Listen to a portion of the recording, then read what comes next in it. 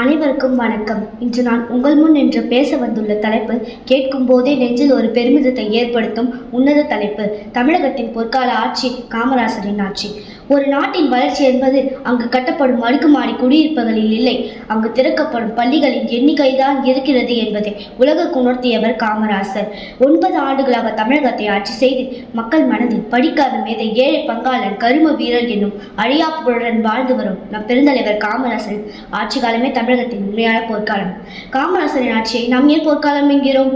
அவர் கல்வி கண்ணை திறந்தவர் என்பதால் மட்டுமல்ல, ஏழை குழந்தைகளின் பசியை தீர்த்தவர் என்பதால். ஆண் மேய்க்க போகும் குழந்தைகள் பள்ளிக்கு வர வேண்டும், வறுமை அவர்களின் படிப்பை தடுத்து விடக்கூடாது என்று சிந்தித்து ஆசியாவிலேயே முதலாக மதிய உணவு திட்டத்தை கொண்டு வந்தார் காமராசர். ஏழை குழந்தைகளுக்கு மதிய உணவோடு இலவச கல்வியையும் சீருடை திட்டத்தையும் வழங்கி தமிழகத்தின் கல்வியின் எண்ணிக்கையை பன்மடங்கு உயர்த்தினார்.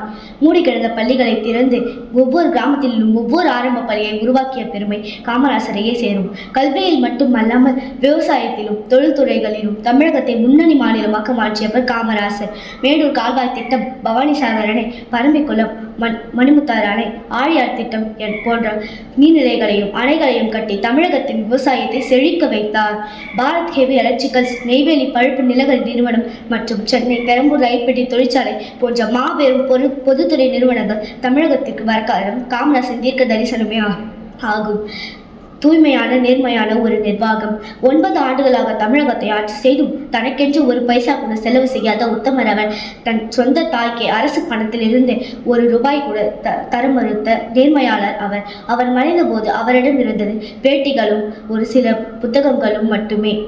அன்பானவர்களே, சுயநலமில்லாத ஒரு தலைவன், தொலைநோக்கு பார்வை கொண்ட ஒரு முதலமைச்சர் கிடைத்தால் அந்த நாடு எப்படி முன்னேறும் என்பதற்கு காமராசரின் ஆட்சியே சாட்சி.